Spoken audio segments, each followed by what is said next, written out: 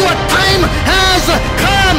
My dear family of God, your time has come. కుమారుడు మిమ్మల్ని స్వతంత్రులుగా చేసిన ఎడల మీరు నిజముగా స్వతంత్రులు అవుతారు. అనంతపురం నగర ప్రజలకు శుభవార్త. స్వచ్ఛమైన కల్తీ లేని వాక్యమును మీరు వినాలనుకుంటున్నారా? ఆత్మీయంగా పడిపోయిన స్థితిలో మీరు ఉన్నారా? ఎన్ని ప్రయత్నములు చేసినా కూడా మీ వ్యాధులు నయం కావడం లేదా? అప్పుల ఊబిలో చిక్కుకొని ఉన్నారా? భయము చేత, దురాత్మల చేత, చేతబడి శక్తుల చేత పీడింపబడుచున్నారా? ఆత్మీయంగా బలపడి బలమైన సేవ చేయాలని ఆశ కలిగి ఉన్నారా? శక్తివంతమైన స్తుతి ఆరాధన లేకుండా జీవిస్తున్నారా?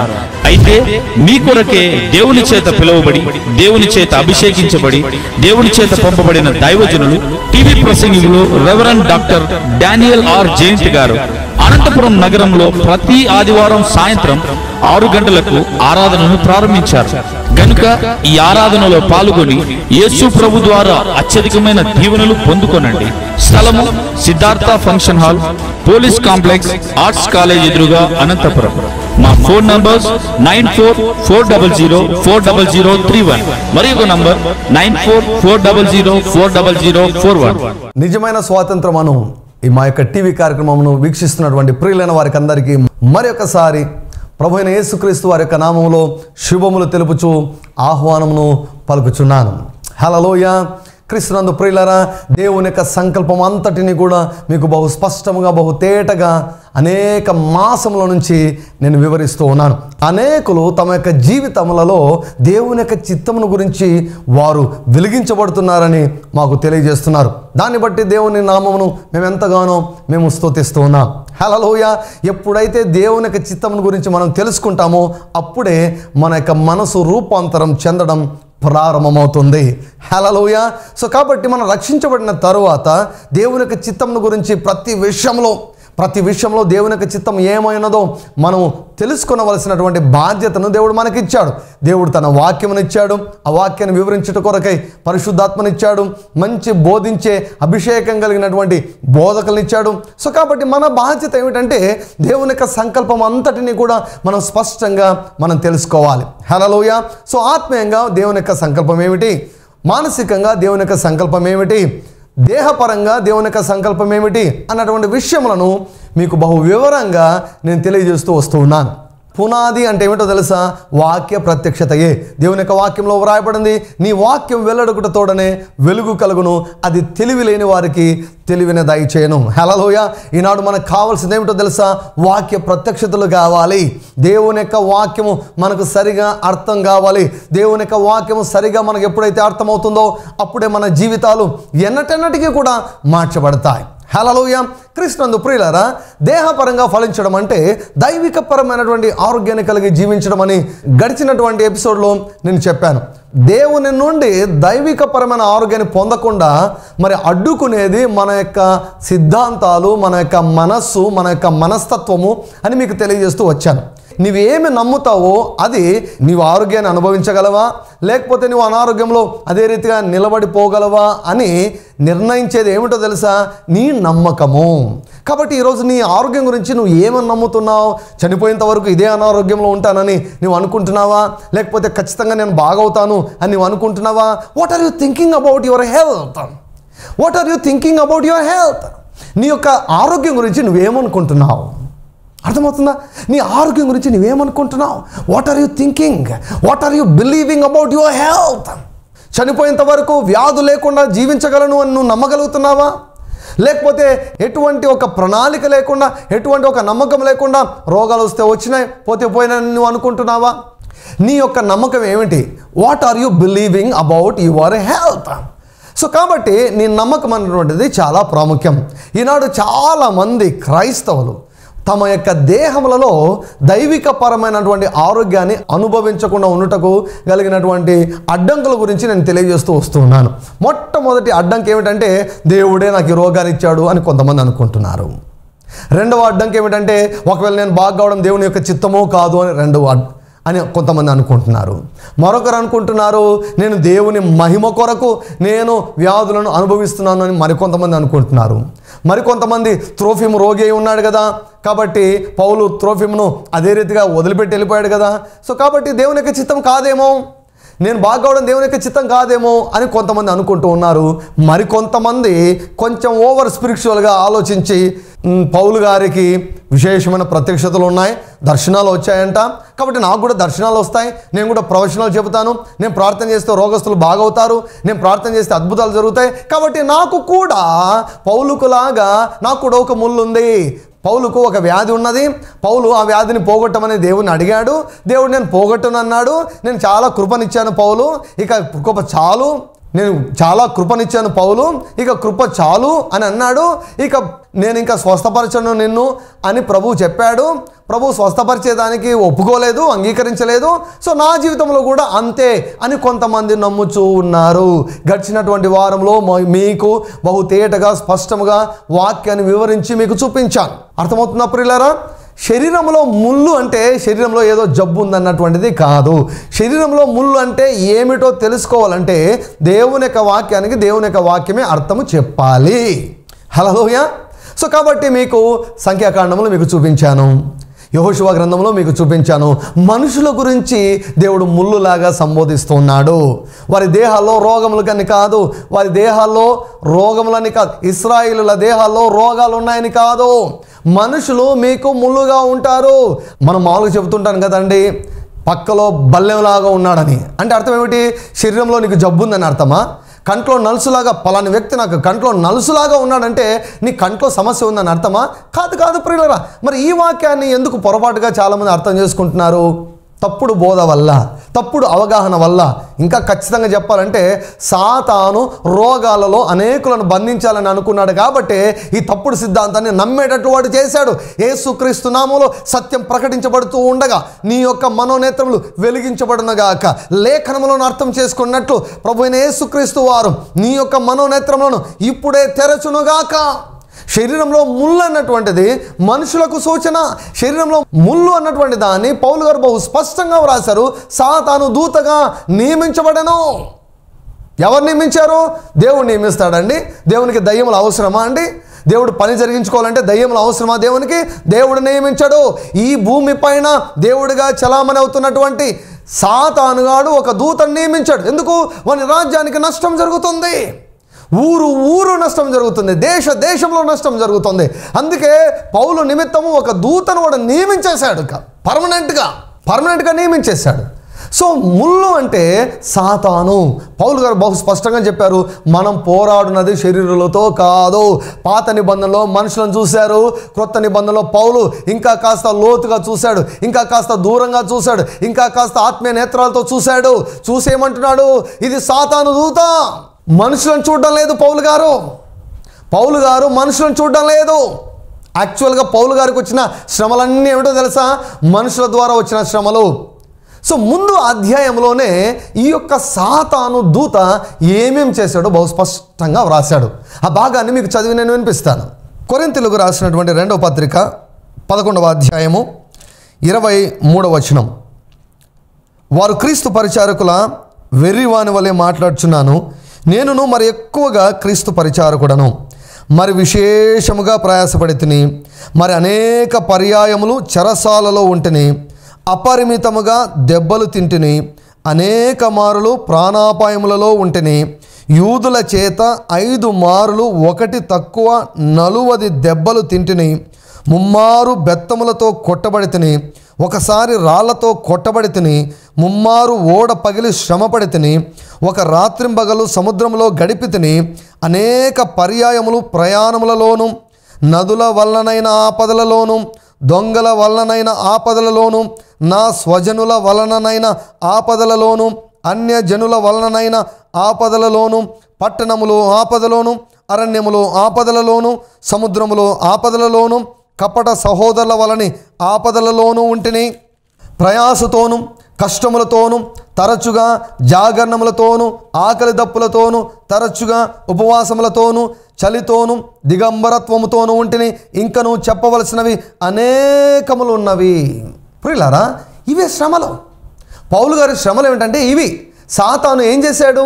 ఈ సాతాను దూత ఏం చేశాడు? మనుషులను లేపాడు. యూదులను లేపాడు, స్వజనులను లేపాడు, కపట సహోదరులను లేపాడు, ప్రకృతిని కూడా కొన్నిసార్లు పౌలుకు వ్యతిరేకంగా లేపాడు. ఈ యొక్క లిస్టులో, ఈ యొక్క జాబితాలో ఒక్క చోటైనా కళ్ళ జబ్బుని ఉందా? ఒక్క చోటైనా కూడా గుండె జబ్బని ఉందా? ఒక్క చోటైనా టీబీ జబ్బని ఉందా? ఒక్క చోటైనా కూడా ఏదైనా వ్యాధి పేరు ఒక్క చోటైనా ఉందా? సో వ్యాధుల జాబితానే లేదు ఇక్కడ. ఈ జాబితాలో వ్యాధి పేరే లేదు. శరీరంలో ముళ్ళు ఇవన్నీ ఈ శ్రమలకన్నిటికీ కారణం ఏమిటి? దేవుడు శ్రమలను ఇవ్వడు. దేవుని యొక్క వాక్యంలో వ్రాయబడింది, నరులకు హృదయపూర్వకంగా ఆయన బాధనైనను విచారమునైనను కలుగజేయడు. దేవుడు శ్రమ పెట్టడు. అందుకే ఎవరైనా శోధించబడితే, ఎవరైనా శ్రమ పెట్టబడితే దేవుడు శ్రమ పెడుతున్నాడు, దేవుడు శోధిస్తున్నాడు అని పొరపాటుగా అర్థం చేసుకోవద్దు. ప్రభు ఏమన్నాడు? లోకములో మీకు శ్రమ కలుగును. లోకములో శ్రమ కలుగును. ఎందుకు? లోకాధికారి సాతాను. వాడు శ్రమ కలిగించేది. శ్రమకు ఆధారం వాడు, శ్రమకు కారణం అపవాది. నువ్వు గుర్తించాలి ఈ విషయాన్ని, నువ్వు గ్రహించాలి. నువ్వు గ్రహించకుండా ఉన్నట్లయితే సాతాను నిన్ను మోసం చేసి వాడు నీకు శ్రమనిచ్చి దేవుడిచ్చాడు అని చెబుతాడు. వాడు చేసే కార్యానికి దేవుడి పైన నింద వేస్తాడు. కాబట్టి ఈ యొక్క ఉచ్చులో నువ్వు పడకూడదని నేను కోరుకుంటున్నాను. సో కాబట్టి ఈ శ్రమలన్నీ కూడా ఎవరు కలుగజేశారంటే సాతాను కలుగజేశాడు. ప్రభు అన్నాడు, లోకములో మీకు శ్రమ కలుగును, ఆయనను ధైర్యం తెచ్చుకోండి, నేను లోకమును జయించి ఉన్నాను అన్నాడు. హల్లెలూయా. సో కాబట్టి పౌలుకు శరీరంలో ఒక ముళ్ళు ఉంది. ఏమిటి శరీరంలో ముళ్ళు అంటే? సాతాను దూత. శరీరంలో ముళ్ళు అంటే వ్యాధి కాదు. వ్యాధి ఉందని ఇక్కడ అసలు లేనే లేదు. జబ్బు ఉందని ఈ యొక్క అధ్యాయంలో ఎక్కడ ఏ మూలను కూడా లేదు. చాలామంది బోధకులు వ్యాధి అన్నటువంటి విషయాన్ని తమ సొంత సిద్ధాంతాన్ని తెచ్చి ఈ వాక్యంలో కలిపేశారండి. కాబట్టి వారు రోగాల చేత సతమతమైపోతున్నారు, రోగాల నుంచి బయటికి రాలేకుండా ఉంటున్నారు. ఇక కొంతమంది అయితే బహు విచిత్రం. ఇప్పుడు ఒకవేళ దాన్ని రోగమే అనుకోండి, పౌలు ఏమన్నాడు? బాగు చేయండి అని ఒకవేళ అడిగి ఉంటే దేవుడు నో అన్నాడు కదా. మరి ఒకవేళ నీవు పౌలు ముళ్ళు రోగం అనుకుంటే, పౌలుకు ముళ్ళు ఉన్నట్లు నీకు కూడా ఒక రోగం ఉంది అనుకుంటే, ఆ రోగానికి ఎట్టి పరిస్థితుల్లో నువ్వు మందులు వాడకూడదు. నువ్వు మందులు వాడుతున్నావంటే దేవునికి వ్యతిరేకంగా వెళ్తున్నావని అర్థము. చాలామంది బోధించేదానికి, వారు ప్రాక్టీస్ చేసేదానికి అసలు సంబంధమే ఉండదండి. వారు బోధించడం ఒకటి బోధిస్తారు, ఆచరించడం మరొకటి ఆచరిస్తారు. చాలా తప్పు, చాలా పొరపాటు ప్రియులారా. సో కాబట్టి పౌలుకు ఉన్నటువంటి పౌలు యొక్క సమస్య జబ్బు కాదు, పౌలు యొక్క సమస్య వ్యాధి కాదు, పౌలు యొక్క సమస్య దురాత్మ. పౌలు యొక్క సమస్య దురాత్మ. అయితే మరి దేవుడు చెప్పినటువంటి మాట ఏమిటి? దేవుడు చెప్పినటువంటి మాట ఏమిటి? నా కృప నీకు చాలును. తెలుగులో కొంచెం తేడా వచ్చిందండి, ఇంగ్లీష్లో బహు స్పష్టంగా ఉంటుంది. ఏమిటంటే my grace is sufficient for you. నా కృప నీకు సరిపోతుంది అంటే చాలినంత కృప నీకుంది, చాలినంత కృప నీకుంది. తిమోతికి రాస్తూ పౌలు గారు అంటారు, ప్రభు అయిన యేసుక్రీస్తునందున్న కృప చేత బలవంతుడవు కమ్ము అంటాడు. పౌలు నేను బలపరిచేదానికి నా కృప నీకు సరిపోతుంది అంటున్నాడు. సో నా కృప చాలు, నేను ఇంకా ఇవ్వను అనడం లేదు, నేను నీకు ఇచ్చినటువంటి కృప సరిపోతుంది అని అంటూ ఉన్నాడు. సో ఇక్కడ మరొక ప్రత్యక్షతను నేను మీకు వివరించాలని ఆశిస్తున్నాను ప్రియులారా. సో శరీరంలో ముళ్ళు ఎవరు? సాతాను. సో పౌలు గారు ఏమంటున్నారంటే, దేవా ఈ యొక్క దయ్యాన్ని వెళ్ళగొట్టు అంటున్నాడు. అర్థమవుతుందండి? ఈ దయ్యము తొలగిపోనట్లుగా నీవు ఆజ్ఞాపించు అంటున్నాడు. క్రొత్త నిబంధన ప్రకారము దేవుడు దయ్యములను వెళ్ళగొట్టాడు, అది మనం అర్థం చేసుకోవాలి. క్రొత్త నిబంధన ప్రకారము యేసుక్రీస్తు వారి పునరుత్థానము తరువాత దయ్యములను దేవుడు వెళ్ళగొట్టాడు. ప్రభు అయిన యేసుక్రీస్తు వారు ఏమన్నారు? ఇదిగో పాములను తేలను త్రొక్కుటకు అపవాది యొక్క శత్రు బలమంతటి మీద మీకు అధికారం అనుగ్రహించి ఉన్నాను, ఏది ఎట్టి విధమును మీకు హాని చేయలేదు అన్నాడు. నా నామమున మీరు దయ్యములను వెళ్ళగొడతారు. నా నామమున నేను దయ్యాన్ని వెళ్ళగొడతానని దేవుడు చెప్పలేదు. నా నామమున మీరు దయ్యములను వెళ్ళగొడతారు అని చెప్పాడు. యాకోబు రాసిన పత్రిక 4వ అధ్యాయం 7వ వచనంలో ఏమని వ్రాయబడింది? దేవునికి లోబడి ఉండడి, అపవాదిని నీవు ఎదిరించాలండి. అపవాదిని మనం ఎదిరించాలి, దయ్యమును మనం ఎదిరించాలి. దేవుడు ఎదిరించాడు, మనం ఎదిరించాలి. పేతురు తన మొదటి పత్రికలో రాస్తూ 5వ అధ్యాయంలో రాస్తూ అంటాడు, విశ్వాసమందు స్థిరులై వానిని ఎదిరించండి. హల్లెలూయా. ప్రియులారా, ఈ లేఖన భాగాలన్నీ మనం చూస్తే మనకి ఏమర్థమవుతుంది? దురాత్మను ఎదిరించవలసినటువంటి బాధ్యత ఎవరిది? నీది, నాదే. ఈ అవగాహన లేక పౌలు గారు ఏమన్నారంటే, దేవా ఈ దెయ్యాన్ని వెళ్ళగొట్టు అన్నాడు. యాక్చువల్గా పౌలు గారికి వచ్చిన ప్రత్యక్షత ఏమిటో తెలుసా? ఎఫెసీయులకు రాస్తూ పౌలు గారు ఏం ప్రార్థన చేస్తారో తెలుసా? జ్ఞానము, ప్రత్యక్షత గల మనసును వీరికి అనుగ్రహించుము. ఏ ప్రత్యక్షత?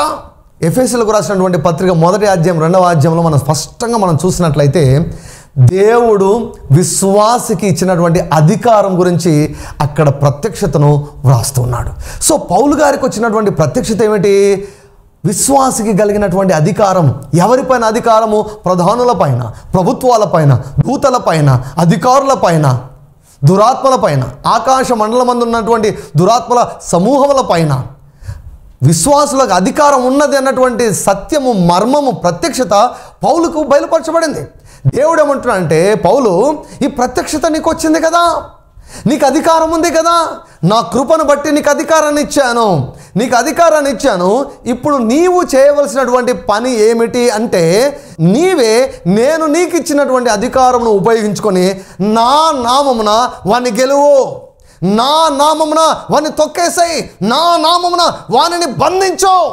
ఆకాశమందు నేనేం చేయాలి అది నేను చేస్తా, కానీ భూమిపైన అపవాదితో నీవే పోరాడాలి, భూమిపైన అపవాదిని నీవే బంధించాలి. భూమి మీద నీవు దేనిని బంధిస్తే పరలోకమందు నేను బంధిస్తానన్నాడు. భూమి మీద నీవు విప్పితే హల్లెలూయా నీవు బంధించాలి, నీవు విప్పాలి, నీవు ఎదిరించాలి. అర్థమవుతుందా ప్రియులారా? It is your responsibility. ప్రభు చెప్తున్నాడు 3 సార్లు. పౌలుకు అర్థమయ్యేదానికి 3 సార్లు ప్రభు చెప్పవలసి వచ్చింది. కొన్నిసార్లు ప్రభు చెప్పే మాట మనకు వెంటనే అర్థం కావు, కొన్నిసార్లు రిపీటెడ్గా ప్రభు చెప్తాడు, మనకు అప్పుడు వెలిగింపు వస్తుంది. సో ప్రభు ఏమంటున్నా అంటే, I have given you authority, నేను నీకు అధికారం ఇచ్చాను, ఉపయోగించు. నన్ను ఎందుకు అడుగుతావు? నన్ను అడగవద్దు. దేవుడు మోషేకు అధికారం ఇచ్చాడు. ముందు చూస్తే ఎర్ర సముద్రం, వెనక చూస్తే ఫరో, తర్వాత సైన్యం. ఏం చేయాలి అర్థం కాక ఏం చేస్తున్నాడు మోషే? మొరపెడుతున్నాడు, దేవా సహాయం చేయి. ఏం చేయాలి ప్రభు అని మొరపెడుతుంటే ప్రభు ఏమన్నాడు? మోషే నాకెందుకు మొరపెడుతున్నావు? ముందుకు సాగి వెళ్ళు, నీ చేయి చాపు, ఇచ్చినటువంటి అధికారంను ఉపయోగించు అంటూ ఉన్నాడు. హల్లెలూయా. అదే కోణంలో దేవుడు పౌలుతో మాట్లాడుతున్నాడు. I have given you enough power, I have given you enough authority, use that authority against the dirty devil. నిన్ను బాధ పెడుతున్నటువంటి ఆ దురాత్మ పైన నేను నీకు ఇచ్చినటువంటి అధికారంను ప్రయోగించు అన్నాడు. Hallelujah. That is the meaning. నా కృప సరిపోతుంది, నేను ఇచ్చిన అధికారం సరిపోతుంది, నా రక్తం సరిపోతుంది, నా నామం సరిపోతుంది. ఎందుకంటే నా నామానికి లొంగని వంగని దయ్యము ఎక్కడ లేదో. యేసు నామములో ప్రతి మోకాలు వంగాల్సిందే, ప్రతి అధికారం వంగవలసిందే, ప్రతి దయ్యము కూడా వంగవలసిందే. పౌలు ఇంకెందుకు నువ్వు బాధపడుతున్నావు? పౌలుకు అర్థమైంది, పౌలుకు బోధపడింది. హల్లెలూయా. ప్రియులారా, మరి ఆ ముళ్ళును పౌలు గెలిచాడా లేదా? ఆ ముళ్ళు తొలగిపోయిందా లేదా? ఆ ముళ్ళు తొలగిపోయిందా లేదా? ఆ ముళ్ళు తొలగిపోయింది ప్రియులారా. హల్లెలూయా. దానికి కూడా మీకు లేఖన భాగాన్ని నేను చూపిస్తాను. ప్రతి శోధనలో పౌలు గారు విజయాన్ని పొందుకున్నారు. లేకపోతే ఈ మాట అనలేడు కదండి. ఎల్లప్పుడూ విజయోత్సవం చేత ఊరేగించే దేవుడు అంటాడు. హల్లెలూయా. ప్రతి శోధనలో పౌలుకు విజయం వచ్చింది, ప్రతి ఆటంకంలో పౌలుకు విజయం వచ్చింది. అయితే గెలుచుకుంటూ గెలుచుకుంటూ గెలుచుకుంటూ వెళ్ళాడండి. చివరిగా ఏమైందో తెలుసా? చూడండి, అపోస్తలుల కార్యములు 28వ అధ్యాయము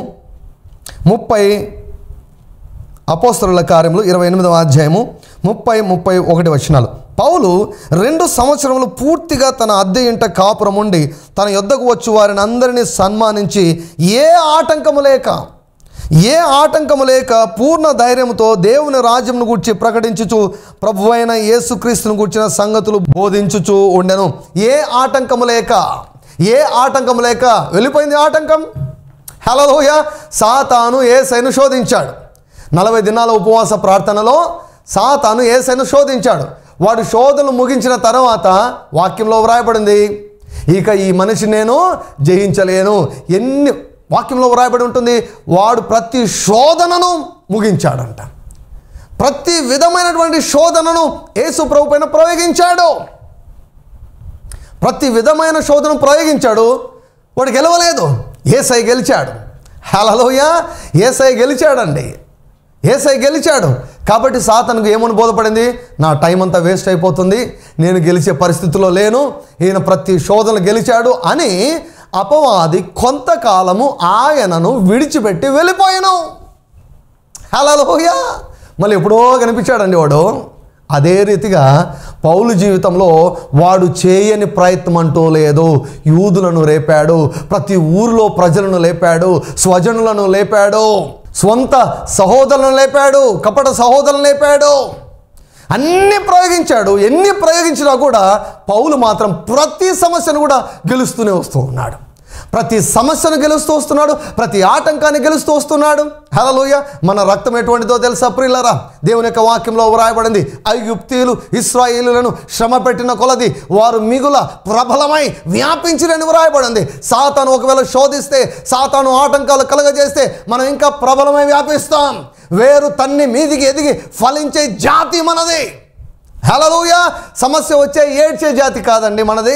సమస్య వస్తే కృంగిపోయే జాతి కాదు మనది. హల్లెలూయా. ఎటు పోయినను శ్రమపడుచున్నను ఇరికించబడు వారము కాము, అపాయంలో ఉన్నను కేవలం ఉపాయం లేని వారము కాము, తరుమబడుచున్నను దిక్కులేని వారము కాము, పడద్రోయబడినను నశించు వారము కాము అంటాడు పౌలు. హల్లెలూయా. పౌలు తగ్గలేదు, ఓడిపోలేదు, పౌలు గెలిచాడు. పౌలు ఏమన్నాడు తెలుసా? మంచి పోరాటం పోరాడాను. ఎవరితో? దేవునితోనా? ఏమండి? శ్రమలు ఇచ్చిన వాడితో పోరాడాడు, పోరాడి గెలిచాడు. విశ్వాసాన్ని పోగొట్టుకోలేదు, విశ్వాసాన్ని కాపాడుకున్నాడు, గెలిచాడండి పౌలు. హల్లెలూయా. వీఆర్ మోర్ దెన్ కాంకరర్స్ అంటాడు పౌలు. ఏ ఆటంకం లేక విడిచిపెట్టి వెళ్ళిపోయాడండి. సాతాను వదిలిపెట్టి వెళ్ళిపోయాడు. అబ్బో ఎంత కష్టమో. ప్రతిరోజు సాతానుకు నసపెడుతున్నాడండి పౌలు. బాగా దెబ్బలు కొట్టించి అవమానపరిచి జైల్లో పెడితే అక్కడ కూడా సంతోషించి స్తుతులు వాడి భూకంపం తీసుకుని వచ్చాడండి. అనేక ప్రజలు రక్షించబడ్డట్లు చేశాడు. ఇంకా ఏం చేయగలడు చెప్పండి? నాకు అనిపిస్తుంది పౌలు సాతాను చూసి, ఇంకా ఇంతకు మించి నువ్వు ఏం చేయగలవు, ఇంతకు మించి నువ్వు ఏం చేయగలవు అని సవాలు విసిరి ఉంటాడు. హల్లెలూయా. పౌలు గెలిచాడు, ముళ్ళు విరిచివేయబడింది, ఏ ఆటంకము లేక పూర్ణ ధైర్యంతో వాక్యాన్ని ప్రకటించాడు. ముళ్ళు తీసివేయను అని దేవుడు అన్నాడా? నో. అది ఎవరిది పని? ఆ పని ఎవరిది? నీది నాది. హల్లెలూయా.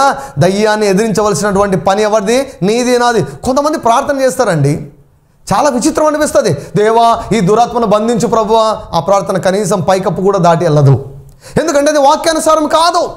దేవుడు ఏమన్నాడంటే నీవు బంధించాలి. హల్లెలూయా. ఫస్ట్ విశ్వాసం నేర్చుకో.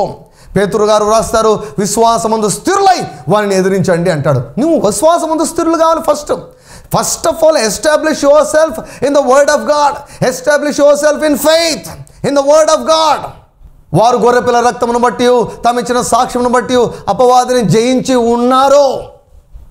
విశ్వాసమందు స్థిరులై నీవు ఎదిరించాలి.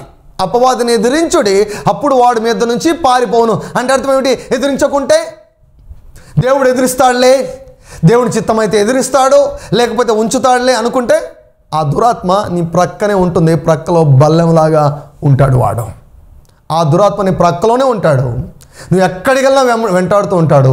నీ ప్రక్కలో బల్లెంలాగా, ముళ్ళులాగా, నీ శరీరంలో ముళ్ళులాగా, నీ కంట్లో నలుసులాగా వాడు ఉండిపోతాడు. అర్థమవుతుందా ప్రియులారా? ఈ యొక్క వాక్య భాగాల యొక్క అర్థం అదే. ఏ ప్రత్యక్షత వచ్చింది పౌలు కంటే? విశ్వాసికి కలిగినటువంటి అధికారము. ఆ అధికారాన్ని ఉపయోగించకుండా పౌలు గారు చాలా బాధపడి, దేవా ఈ దయ్యం నుంచి నన్ను విడిపించు ప్రభు అన్నాడు. అంటే ప్రభు అన్నాడు, I have given you enough grace, I have given you enough authority, use it. అందుకే అన్నాడు, ఎప్పుడు బలహీనుడనో అప్పుడే బలవంతుడను అన్నాడు. హల్లెలూయా. సో కాబట్టి క్రీస్తునందు ప్రియులారా, ఏమాత్రం కూడా గలిబిలి లేకుండా పౌలు శరీరంలో ఉన్నటువంటి ముళ్ళు గురించి మీరు అర్థం చేసుకోవాలని మనవి చేస్తున్నాను. వచ్చే ఎపిసోడ్లో పౌలు ముళ్ళును గురించినటువంటి ఇంకా కొన్ని సందేహాలు, ఒక 4 సందేహాలు ఉన్నాయి. వాటి గురించి వచ్చే ఎపిసోడ్లో మీకు వివరంగా నేను తెలియజేస్తాను. సో ఈ 3 ఎపిసోడ్లతో పౌలు ముళ్ళును గురించినటువంటి సంపూర్ణ నిశ్చయత, అవగాహన మీకు పరిశుద్ధాత్మ దేవుడు ఇస్తాడని నేను నమ్ముచున్నాను. కాబట్టి క్రీస్తునందు ప్రియులారా, దయచేసి నమ్మండి, పౌలుకు జబ్బులు లేవు. బాగు చేయమని పౌలు దేవుణ్ణి అడగలేదు. నేను బాగు చేయను పౌలు అని దేవుడు కూడా చెప్పలేదు. అది ఏమాత్రం కూడా వ్యాధుల గురించి, జబ్బుల గురించి కానే కాదు.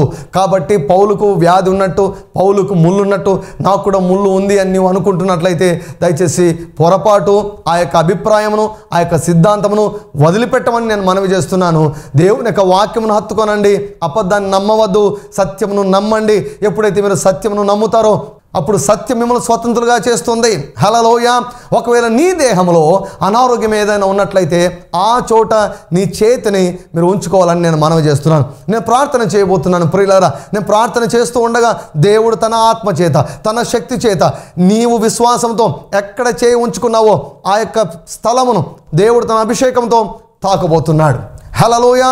నువ్వు నమ్మితే దేవుని మహిమను చూస్తావు. నువ్వు ఆశ కొంటే దేవుడు నిన్ను తృప్తిపరుస్తాడు. హల్లెలూయా. ప్రార్థన చేద్దాం. పరిశుద్ధమైనటువంటి తండ్రి, యేసుక్రీస్తు వారి యొక్క అత్యున్నతమైనటువంటి నామములో మీ యొక్క సంకల్పం అంతటినీ కూడా నాయన దేవా అనేక మాసముల నుంచి మేము ధ్యానిస్తూ ఉన్నాం. నువ్వు మంచి దేవుడవయ్యా, నువ్వు చాలా చాలా మంచి దేవుడవు ప్రభువా. నీవు నాయన అందరికీ మేలు చేసే దేవుడవు తండ్రి, అందరినీ స్వస్థపరిచే దేవుడవు. నువ్వు వ్యాధులు ఇచ్చే దేవుడవు కావు, అందరికీ ఆరోగ్యం ఇచ్చే దేవుడవు. నిన్ను స్వస్థపరిచే యెహోవాను నేనే అన్నావు, కానీ నీకు రోగాలు ఇచ్చే యెహోవాను నేను అనలేదు ప్రభువా. నీ భోజనమును పానము నేను దీవిస్తాను, నీ మధ్య నుండి రోగమును వెళ్ళగొట్టానన్నారు ప్రభా. రోగములు వెళ్ళగొట్టే పనిలో ఉన్నారు. ఈ యొక్క సమయంలో నాయన ఈ యొక్క టీవీ కార్యక్రమం ద్వారా తండ్రి, ఈ యొక్క టీవీ కార్యక్రమం వీక్షిస్తున్నటువంటి వ్యాధిగ్రస్తుల కొరకు నేను ప్రార్థన చేస్తున్నాను. ఎవరైతే విశ్వాసముతో నాయన వారి యొక్క చేతులను వ్యాధి ఉన్నటువంటి స్థలంలో ఉంచుకొని ఉన్నారో యేసుక్రీస్తు నామములో, యేసుక్రీస్తు నామములో, యేసుక్రీస్తు రక్తమును బట్టి పరిశుద్ధాత్మ ద్వారా ఇప్పుడే స్వస్థపరిచే అభిషేకం వారున్నటువంటి స్థలములోనికి, వారు చేయి ఉంచినటువంటి స్థలములోనికి ఇప్పుడే ప్రవేశించునుగాక, బలముతో ప్రవేశించునుగాక. నీ యొక్క అభిషేకం అగ్ని లాంటి అభిషేకం ప్రతి వ్యాధిని, ప్రతి రుగ్మతను యేసుక్రీస్తు నామములో కాల్చివేయునుగాక. నాయన నడినెత్తి నుండి అరికాలి వరకు పూర్ణ స్వస్థత యేసుక్రీస్తు నామములో ఇప్పుడే కలుగునుగాక, ఇప్పుడే ప్రారంభమవునుగాక. ప్రతి విధమైన కట్టు తెగిపోవునుగాక, ప్రతి విధమైన గడ్డ కరిగిపోవునుగాక, ప్రతి గర్భము తెరవబడునుగాక. యేసుక్రీస్తు నామములో ప్రతి ఇన్ఫెక్షన్ మాయమైపోవునుగాక. నాయన లేని అవయవములు యేసుక్రీస్తు నామములో సృష్టించబడునుగాక. నాయన లేని అవయవములు, పోగొట్టుకున్న అవయవములు యేసుక్రీస్తు నామములో ఇప్పుడే నూతనంగా సృష్టించబడునుగాక. తండ్రి, సృష్టికర్త అయినటువంటి దేవా, నీ బిడ్డలను తండ్రి దైవికపరమైనటువంటి ఆరోగ్యం చేత తృప్తిపరచమని ప్రార్థిస్తున్నాం నాయన. దైవికపరమైనటువంటి ఆరోగ్యాన్ని నీ బిడ్డలందరికీ కూడా దయచేసి మీరు వీరి దేహములలో మహిమ పొందమని అడుగుతూ యేసుక్రీస్తు వారి నామములో ప్రార్థిస్తున్నాం తండ్రి. ఆమేన్, ఆమేన్. దేవుని యొక్క అభిషేకం మీ యొక్క శరీరము తాకింది. నమ్మండి ప్రియులారా, నమ్మి దేవుని మహిమపరచండి. మీరు స్వస్థతను మీరు అనుభవిస్తారు. God bless you. అనంతపురం నగర ప్రజలకు శుభవార్త. స్వచ్ఛమైన కల్తీ లేని వాక్యమును మీరు వినాలనుకుంటున్నారా? ఆత్మీయంగా పడిపోయిన స్థితిలో మీరు ఉన్నారా? ఎన్ని ప్రయత్నములు చేసినా కూడా మీ వ్యాధులు నయం కావడం లేదా? అప్పులో ఊబిలో చిక్కుకొని ఉన్నారా? భయము చేత, దురాత్మల చేత, చేతబడి శక్తుల చేత పీడింపబడుచున్నారా? ఆత్మీయంగా బలపడి బలమైన సేవ చేయాలని ఆశ కలిగి ఉన్నారా? శక్తివంతమైన స్తుతి ఆరాధన లేకుండా జీవిస్తున్నారా? అయితే మీ కొరకే దేవుని చేత పిలువబడి, దేవుని చేత అభిషేకించబడి, దేవుని చేత పంపబడిన దైవజనులు, టీవీ ప్రసంగికులు reverend doctor Daniel R Jayant గారు అనంతపురం నగరంలో ప్రతి ఆదివారం సాయంత్రం 6 గంటలకు ఆరాధనను ప్రారంభించారు. గనుక ఈ ఆరాధనలో పాల్గొని యేసు ప్రభు ద్వారా అత్యధికమైన దీవెనలు పొందుకొనండి. స్థలము Siddhartha function hall, police complex, arts college ఎదురుగా, అనంతపురం. మా ఫోన్ నంబర్స్ 9440040031 మరియు నంబర్ 9440040041. ఈ ప్రోగ్రామ్ మీకు దీవెనకరంగా ఉన్నదని నమ్ముచున్నాము. మా address RDJ Ministries, Calvary Faith Church, Krishnapuram 0 road, Tadipatri, Anantapur district, Andhra Pradesh. మా phone number 9440040031. Another number 9440040041. Thank you very much for watching our program.